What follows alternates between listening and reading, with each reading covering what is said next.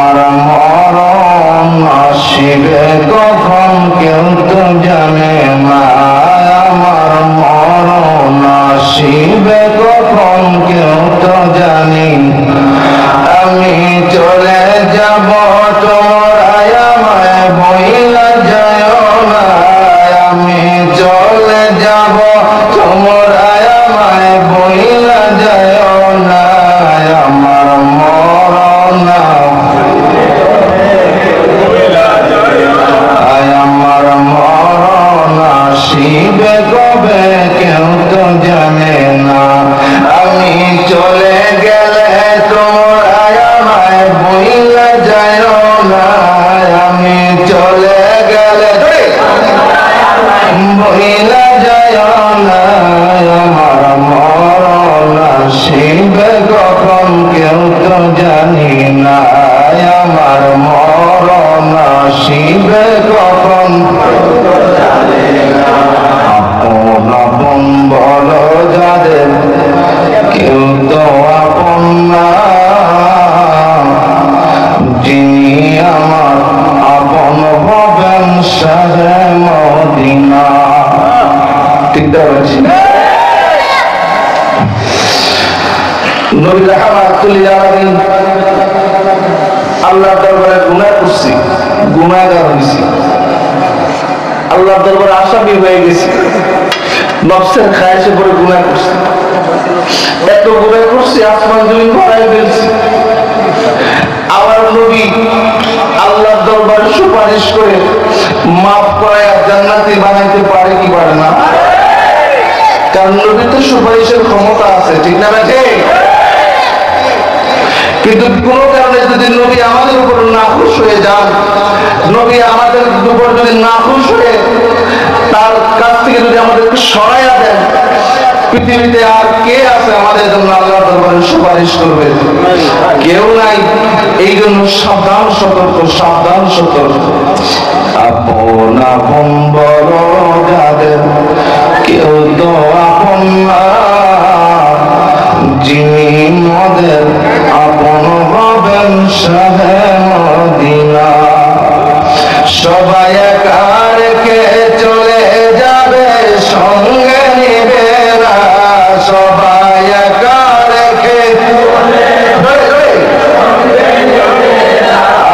একা রেখে চলে যাবে, সঙ্গে নিবে না। আল্লাহ বলেন না, বলেন আল্লাহু আকবার।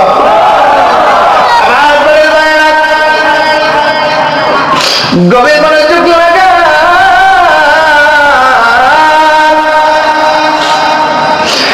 আমরা ইবাদত করি, আমাদের ইবাদতের মধ্যে খুশু নাই, খুশু নাই, আমাদের ইবাদত করলে আমাদের যোগ্যতা পর্যন্ত রাখে না। আবার ভাই আলোচনা করে গিয়েছিলেন নামাজ পড়ে রে মসজিদে যাওয়ার আগে বের হওয়ার চিন্তা করে, এবং নামাজ দিয়ে কিভাবে আমরা আল্লাহর দরবার থেকে পার হব। সাহাবায়ে কেরাম সারাটা রাত্র আমার নবী রাহমাতুল্লিল আলামিন নিজেও দাঁড়ায় দাঁড়ায় রাত্রে নামাজে কাটাইয়া দিছে। আরে আমাদেরকে তো কবরের মধ্যে রেখে দেওয়া হবে। বিসমিল্লাহি ওয়া আলা মিল্লাতি রাসূলিল্লাহ, রাসূলের মিল্লাতের উপর আমাকে আপনাকে নামায়া দেবে, রাসূলের উপর ভরসা করে আমাকে আপনাকে কবরে শোয়া দেবে। যদি দুনিয়াতে রাসূলের আদর্শ যদি না মেনে যায়, দুনিয়ার সব মানুষ যদি রাসূলের মিল্লাতের উপর নামায়া দেয়, আমার রাসূল যদি কবুল না করে, উপায় হবে কি? উপায় হবে কি? উপায় হবে কি? অন্ধকার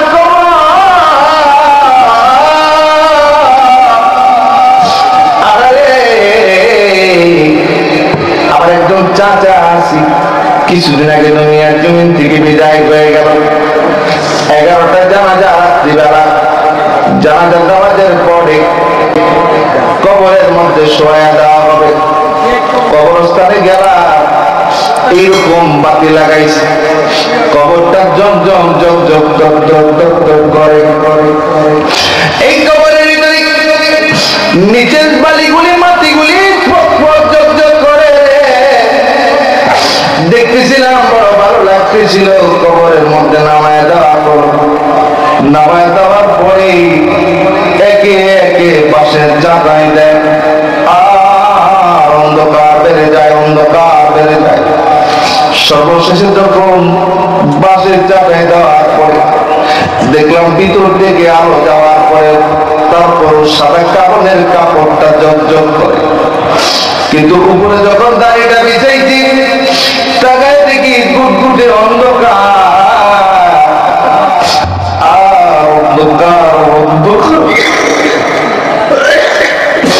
কিছুই দেখা যায় না। আবার পরে পড়ে গেল, চাচা বাতি ছাড়া ঘুমাইতে পারত না।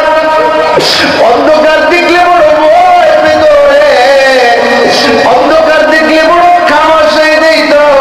আজকে অন্ধকার কবরের মধ্যে চিরনিদ্রায় শোয়া দেওয়া আকারে এমন একটা দিন বুঝি আমাদের আসতেছে। উপায় নাই। দুনিয়াতে যতই সাথী আর বাতি থাকুক না কেন, একা খবরে আমরা চলে যাবো। এ থেকে দেখায় পাওয়ার মতো সত্য দুনিয়াতে আর কিছু নাই। ধরে গন্ধিক না বলে আমায় একা রেখে চলে যাবে, সঙ্গে নিবে না।